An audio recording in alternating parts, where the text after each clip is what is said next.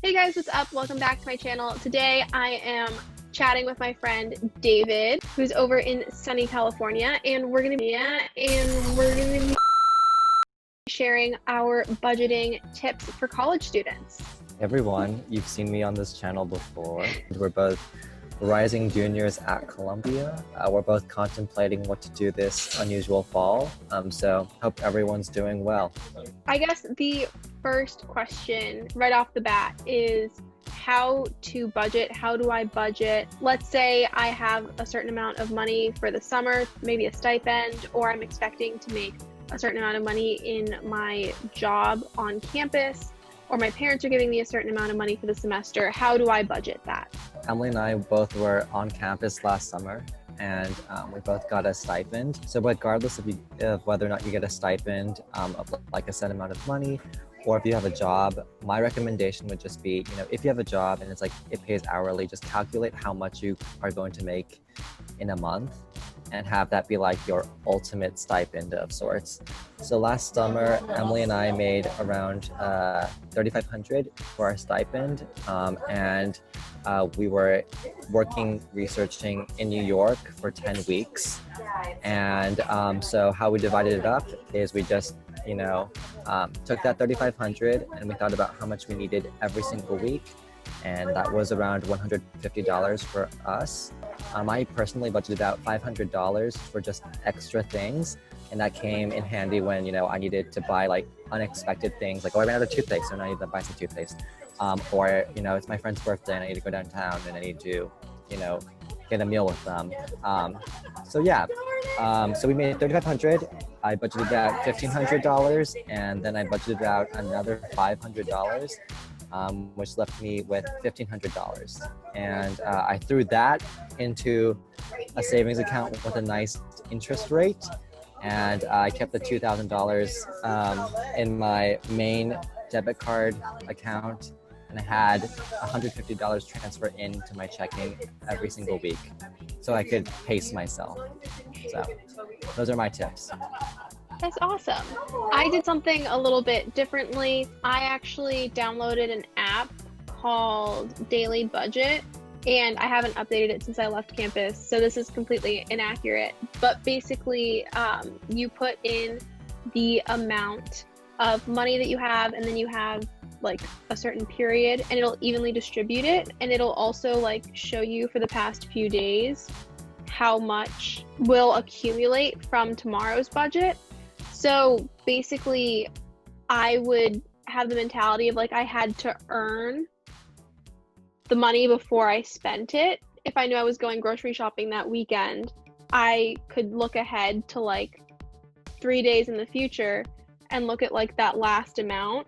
And if it wasn't enough to buy groceries, I was in trouble. So always had to keep that up. But yeah, I found an app really helpful just because I could visualize my spending, and I also typed in what I was buying. So with each purchase, I could also see how often I spent money on that. Now that we've gotten over establishing a budget and trying to stay under that budget, what are ways that college students can minimize their expenses so that they can keep their goals and achieve their financial goals? Our general advice was to pace yourselves, but circumstances change, and I think one of the more predictable circumstances that change are like holiday season or travel season, where you might need a little extra money, getting to and from the airport, yada, yada, yada. And another really predictable thing are, when birthdays and spending money on gifts. So definitely take that into account. So a lot of my friends have birthdays in early spring, February and March. So I, save up for those times. So when it comes time to, go out and get a nice meal or buy a gift, I have the money ready to go. Also for birthday gifts, pooling resources with friends so you can give like one more impactful gift versus a bunch of smaller gifts. Also, a card and flowers go such a long way. Definitely. So another big piece of advice is just knowing what things are worth. So if you want to like buy a new article of clothing, you don't need to drop like hundreds or thousands of dollars on a parka. There's like much better options that are still fashionable for a lot less. A t-shirt shouldn't cost you $50, especially if it's just a plain t-shirt. And if you grocery shop and you're not on a meal plan, for example, know what things are worth. Don't spend, an exorbitant amount of money on avocados at this store when the next week the same store might be offering a much better deal on avocados. Just be smart. Like, avocados shouldn't be worth $5 each. So know what things are worth and don't spend crazy amounts of money on things that are not worth that much. Trader Joe's is a great option. You definitely did a lot of Trader Joe's. I spent a lot of time on the Whole Foods bulk section. So there are lots of different ways that you can still get high quality food that'll nourish your body, but not spend huge amounts of money. Adding to the bulk train, like if you know people with a Costco membership or a Sam's Club membership, especially for snacks are really expensive if you buy them from vending machines or individually, like right next to the register at Starbucks, for example. You can buy like a bag of chips there for $2, or you can get someone with a Sam's Club or Costco membership, or even just go on like a wholesale website, and you can buy like a pack of 50 for $20, which works out to like 40 cents per bag, which is a much better deal and will last you a much longer time. So go bulk. One thing that I wish I did more last summer is shop local. So if your area has a farmer's market or something, the food is much fresher probably. And you're supporting local businesses. So if you are going to spend a little more money, you might as well be spending it on your community to get that fresh food. Also talking about how to save money on books, because that is a big expense if you don't really plan that out super well. I know you have some great advice on getting textbooks. Yes, textbooks. This doesn't work for everybody because, some people just need a physical book. But at least for introductory courses where there's like hundreds and hundreds of students every single year, it is really likely that you'll be able to find a PDF version of the textbook online. And if you can't, just talk to the person sitting next to you in the lecture course, and more likely than not, they will have the PDF of the textbook. If that fails, just email the TAs. They probably all have taken the course that they're TAing for, and they likely know a lot of people who have also taken the course and have the textbook at some capacity. Also, we get tons of printing dollars. So even if you need a physical copy, I always have printing dollars left over, so you can just print them out. Also, some friends don't really want that to go to waste, so I will give my printing dollars to other people. So there's just ways around that. And for physical books, I know a ton of people who will just trade or share books all the time. Speaking of moving in and moving out, I know that Columbia has a sort of eco-rep sale where you can find books, you can find fridges, you can find chairs, fairy lights, literally anything that you could really need, lightly used, and it's just a great way for you to not feed into the whole manufacturing machine. Yeah, so to clarify, EcoReps is our big sustainability club on campus. And in a normal year where there isn't an emergency COVID move out, they collect stuff that people don't want anymore or don't have a place to store and are pretty relatively lightly used, such as fridges, fairy lights, everything that Emily said earlier. And they sell it for pretty cheap at the beginning of the school year.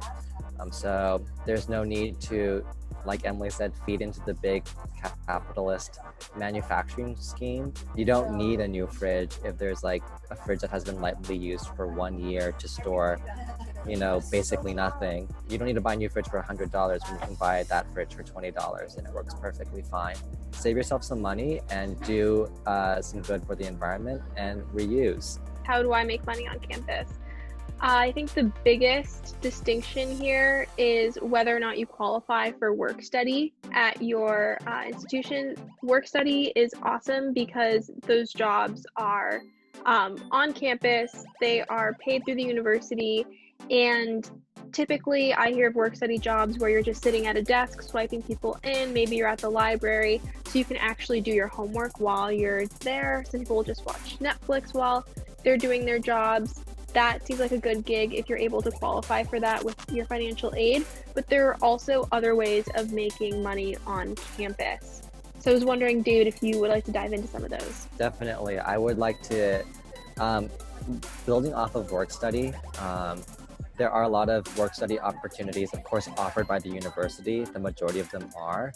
But some clubs on campus do pay work study, although this is kind of rare.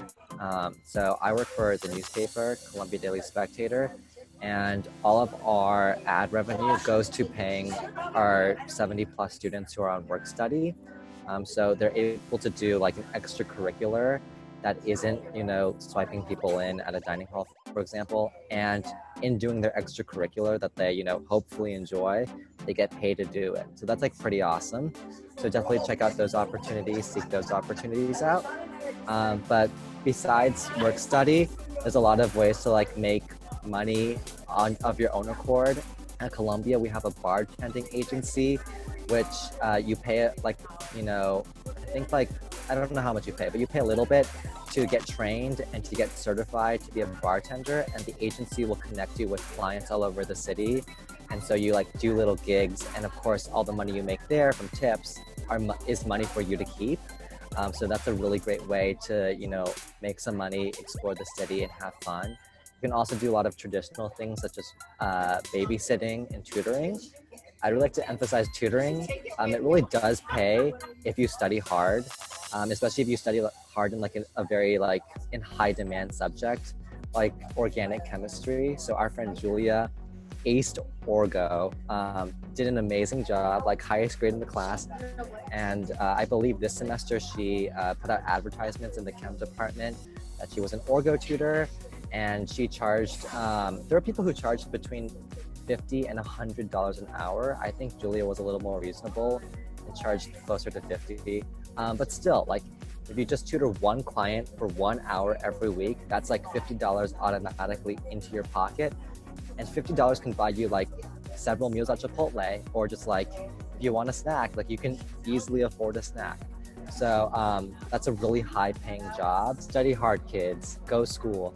We would like to acknowledge that everyone comes from a different background, whether that be financially or with your college. And we hope that you guys are able to be inspired by these tips and find ways to make them your own and fit your own situation. We wish you guys the best of luck with your future financial endeavors in college and beyond. Do you have any final words, David? And everyone's short-term and long-term goals are very different. Everyone has, different amounts of savings, but also think long-term. Like if you want to go to grad school, you probably will have to take on some debt. So if you can save up early, that could like go a long way in alleviating that burden later down the line. So thank you so much, David, for taking the time to be in this video. Thank you guys so much for watching this video. If you found it helpful, please give it a thumbs up and subscribe down below for more college tips, tricks, and advice. And we'll see you guys in the next video. Bye.